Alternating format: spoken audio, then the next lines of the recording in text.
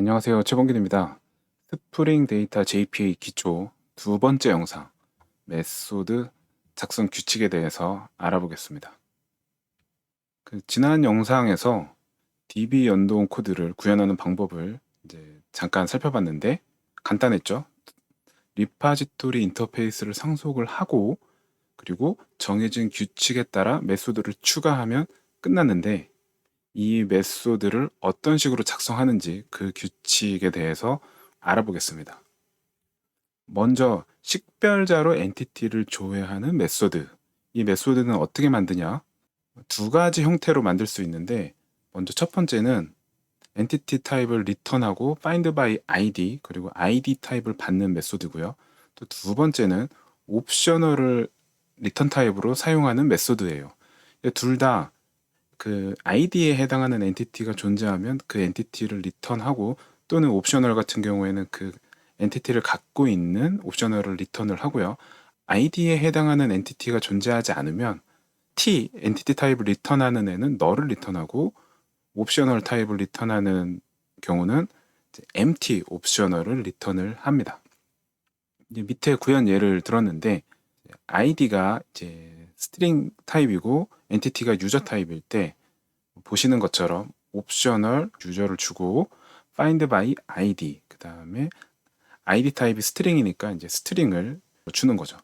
이렇게 하면 id로 그러니까 식별자로 유저 타입을 찾는 기능을 만드는 거예요. 엔티티 삭제는 어떻게 하냐? delete 메소드를 사용하면 돼요.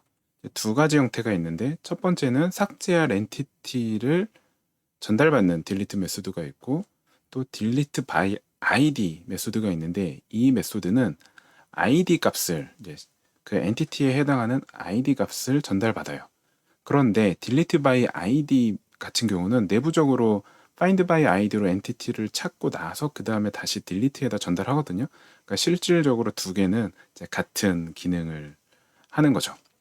이 delete 같은 경우에는 삭제할 대상이 존재하지 않으면 exception을 발생시켜요. 그러니까 요 점에 이제 주의하시고요. 이제 아래쪽에 이제 코드를 보시면 유저 리파지토리 find by id로 어떤 특정한 엔티티를 찾고 그 엔티티가 존재하면 그 엔티티를 delete를 이용해서 이제 삭제하는 식으로 코드를 보통 만들곤 합니다. 엔티티를 저장할 때는 save 메소드를 사용해요. save 메소드는 저장할 엔티티를 파라미터로 받고요. 리턴 타입은 void나 또는 엔티티 타입을 사용할 수가 있어요. 아래에 보시는 것처럼 유저, save 파라미터로 유저를 갖는 형태 또는 void, save 유저를 파라미터로 갖는 형태 이렇게 이제 두 가지 형태로 save 메소드를 정의할 수 있어요. 사용법은 간단해요. 그냥 save 메소드에다가 엔티티를 전달만 해주면 돼요. 새로 생성해서 이제 전달해주면 되는 거죠. 그런데 save를 호출할 때 실제로 실행되는 쿼리를 보면 이제 이 유저 엔티티 같은 경우는 식별자를 그 유저 객체를 생성할 때 지금 전달하고 있잖아요. a-a.com이 이제 식별자라고 했을 때 유저 객체를 생성할 때 식별자를 전달하는데 이렇게 유저 객체를 만들어서 save 메소드에 뚝 던지면 뜬금없이 select 쿼리가 먼저 실행되고 그 다음에 insert 쿼리가 실행되는 걸 알 수 있어요. 그러면 이 select 쿼리는 왜 실행되냐? 이것은 그 JPA 스프링 데이터 JPA가 제공하는 저 리파지토리의 구현 때문에 그런데요. 그 구현에 대해서 바로 이어서 알아볼게요. save 메소드는 저 코드를 이제 오른쪽에 있는 코드를 보시면 저게 스프링 데이터 JPA가 제공하는 save 메소드의 기본적인 구현인데 코드를 한번 볼까요? this entity information is new 뭐 entity 그리고 this em 여기서 em은 entity manager인데요. entity manager persist라고 되어 있고 else면 em의 merge라고 되어 있어요. 그럼 이 코드는 뭐냐면 entity가 새 엔티티면 persist를 실행하고 새 엔티티가 아니면 merge를 실행한다라고 볼 수 있죠. 결국 이 merge 때문에 먼저 select를 하고 그 다음에 다시 insert를 하는 코드가 실행되는 건데요. 그러면 저 is new 새 엔티티라는 건 어떤 기준으로 판단하냐? 먼저 차례대로 한번 볼게요. 그 판단 기준은 퍼시스터블, 요건 이제 스프링 데이터 JPA가 제공하는 인터페이스인데, 저 퍼시스터블을 구현한 엔티티인 경우 is new 메소드를 이용해서 이게 새 엔티티다 아니면 DB에서 읽어온 거다 이런 걸 판단을 하게 되고요. 그다음에 버전 애노테이션이 있어요. 요거는 이제 동시성과 관련된 처리를 할 때 어떤 버전 값으로 동시성 처리를 할 때 사용하는 그 애노테이션인데, 이 버전 애노테이션이 붙은 그 속성의 값이 널이면 새 엔티티로 판단하고요. 그리고 식별자가 참조 타입이면, 예를 들면 뭐 스트링이나 인테저 이런 참조 타입이면 그때 식별자가 널이면 새 엔티티로 판단하고요. 그리고 또 식별자가 숫자 타입, 뭐 인트, 롱, 뭐 더블 이런 우리가 이제 기본 타입이라고 부르는 그 숫자 타입이면 그때 숫자 타입 값이 0이면 새 엔티티로 판단해요. 그러면 저 유저 같은 경우는 어디에 해당하냐?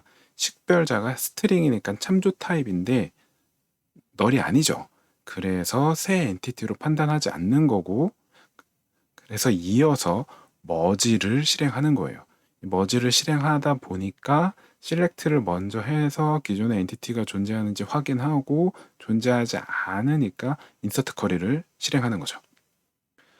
그런데 간혹 불필요한 셀렉트 쿼리를 실행하고 싶지 않을 때도 있고, 또는 저 셀렉트 쿼리를 하다 보면 내가 새로 넣는 것임에도 불구하고, 그러니까 퍼시스트로만 저장해야 함에도 불구하고 기존에 데이터가 존재해서 머지가 되는 순간도 있단 말이에요.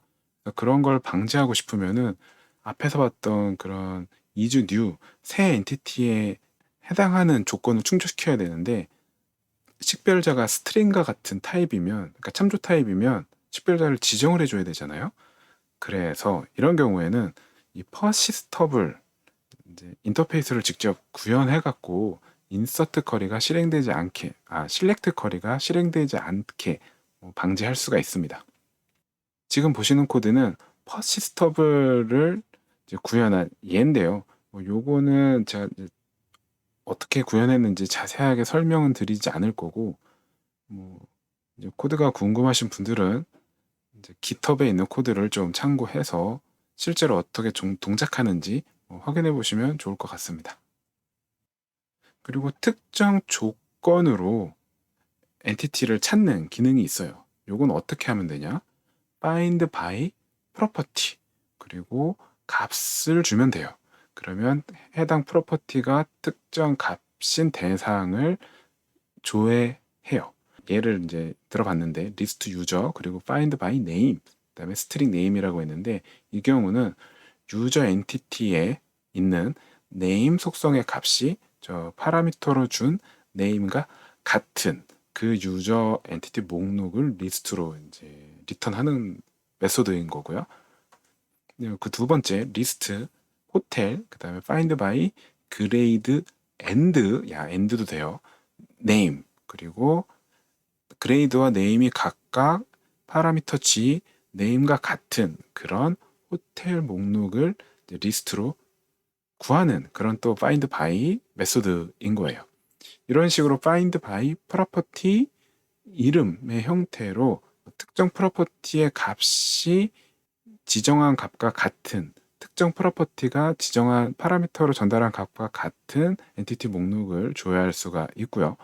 또 다양한 조건 비교를 할 수가 있어요. 뭐 like, after, between, 뭐 less than, greater than, 뭐 is null, containing 등등등등 굉장히 다양하게 비교할 수가 있어요. 여기다 다 표시는 못했고 뭐가 있는지 궁금하신 분들은 스프링 레퍼런스 문서를 참고해 보시면 비교할 때 사용할 수 있는 이름 규칙이 전체가 나와 있으니까 참고해 보시면 좋을 것 같습니다. 그리고 그 외에 find all이 있는데요. 이것은 그냥 모두 조회하는 거예요.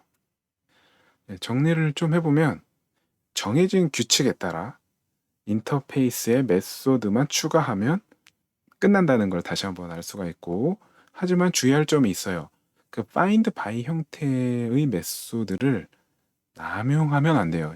이게 막 검색 조건이 3개, 4개 되면은 find by property 속성 1 and 뭐 속성 2 and 속성 3 뭐 greater than 이런 식으로 메소드 이름이 굉장히 길어지거든요. 그리고 막 다양한 조합이 필요한 경우에도 find by 메소드를 이용해서 막 구현하려고 하다 보면 find by 메소드도 굉장히 많아지게 되고요.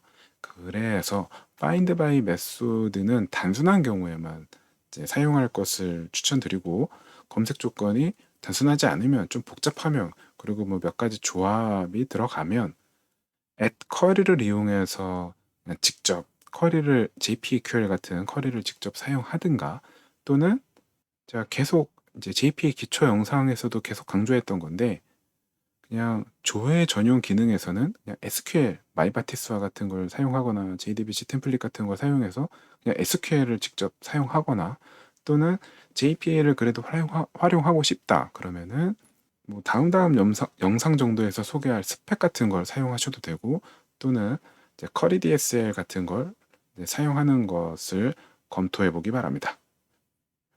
이번 영상은 이제 여기서 마치고요. 다음 영상에서는 어떤 페이징 처리, 정렬 처리, 그리고 add 쿼리 애노테이션을 이용해서 쿼리를 직접 지정하는 방법에 대해서 알아보겠습니다.